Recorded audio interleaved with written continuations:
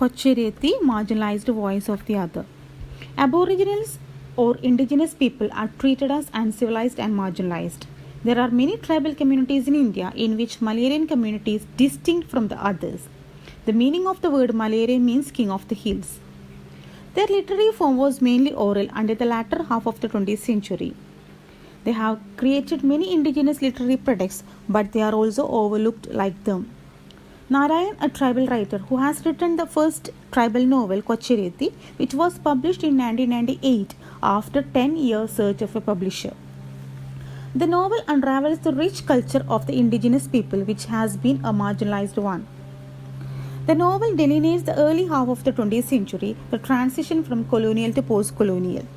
Kochereti is about the lives of Kunyipannu and Kochuraman. Kochuraman, a Vaidyan who cures diseases as a service.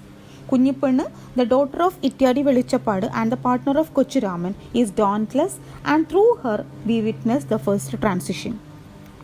She was reluctant to marry her maternal uncle's son Narayanan and married the orphan Kochuraman from a different clan. The younger generation welcomes the cultural changes at a level.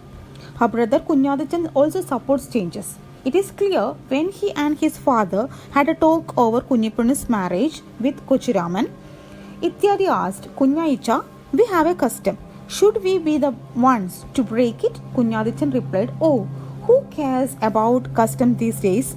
He also responds when he compelled to follow his father's path as a Velichapadu.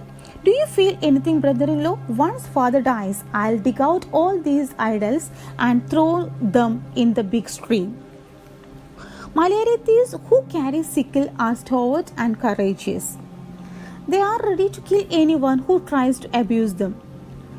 When Narayan tries to molest her, Kunyipannu responds, that hope will turn sore. See this sickle? You won't touch me while I'm alive. This is Varikamakal Ityadi's daughter, don't forget. Our attention strikes at another instance when we see how Kotta saved her husband Kodutha from a bear. Kunyipannu was valiant enough to break the unwritten tribal laws.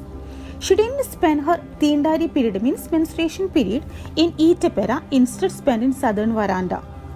But we feel it was long forgotten when she is old. She tries to come back to the customs and instruct her daughter Parvati too.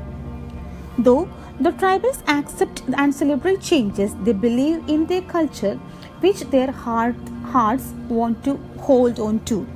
The novel Kochereti is proliferated with unique tribal practices like birth ceremony, puberty, etc. Women are treated as unclean during puberty and maternity periods, and they have to live separate in Etepera. Younger generation is not ready to follow all big practices. When Kunyipannu asked her daughter about the kokuri means it's like tali. When a girl starts period, her murachurukan ties a kokuri as a symbol of marriage.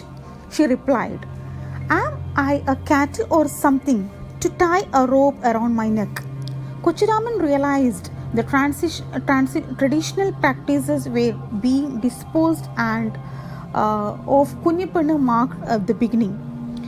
He believes that knowledge owes the goddess Saraswati. Would not the goddess be polluted? Kochuraman consulted Kochipilla Ashan's advice. He replied, as for Tindari, the monthly test demands certain restrictions. Parvati is a virgin, Vidya is Saraswati, but the Devi is also a woman. She too will have Tindari.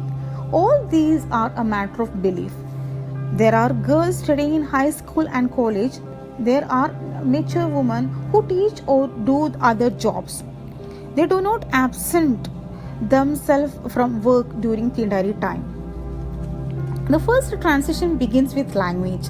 Though they have certain oral language practices, they welcome the changes in language. They accepted Kochipilla Ashan and he tries to change their dialect from Malayalam.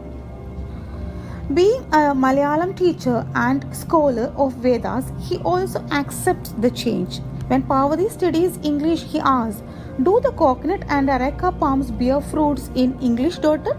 The tribals accepted upper caste names as a result of transition. The Malayalas are God-fearing, willing to do anything for the temple, that too without payment. The landlords and moneylenders misuse them by knowing this. Once Kunyuni are said, Ariyar are not cheats, they are a hardworking allowed. But they lack knowledge and experience, they are God-fearing too. Bend them but do not break them. Moneylenders, policers and landlords abused and tortured them for pepper and other forest goods. In the first half of the novel, we can see how they misuse their illiteracy and commitment. This novel portrays the dark side of untouchability. They were also not allowed to enter the temple until the temple entry proclamation. Till then, they were proclaimed to do offerings only. The Ariyar can enter and draw water from Tamburan's courtyard but could not touch upper caste. Aryas prepared to accept the good without losing their cultural values. They were ready to be oppressed. Though they accept changes, we see how they are attached with their customs. Parvati got educated and slowly departs from her tribe. Being a medicine man, Kochuraman was not able to cure his own disease and consumed soda powder to cure stomach ache. Later, he had been admitted and is recommended for a surgery. Kunyipannu and Kochuraman escaped from the hospital, considering surgery as a cause of death. We feel the cultural hegemony of the upper class over the values, customs, and traditions of the oppressed people. First half, they are willing to be abused, and in the second, they experience identity crisis, which emerge when their cultural beliefs hurt. Though Narayan is advocate of his tribal customs and values, he is ready to accept the changes only for uplifting their standard. According to him, the tribes are considered as uncivilized and illiterate. Though this novel, he unravels the oppression they had been experiencing and the way how they resisted against it.